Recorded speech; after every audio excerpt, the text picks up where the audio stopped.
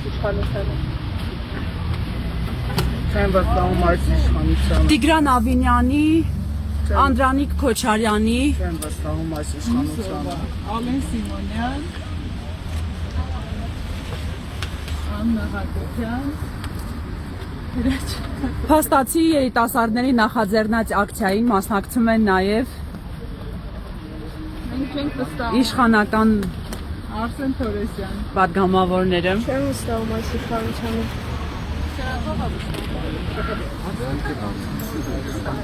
Ինչու չեք վստահում։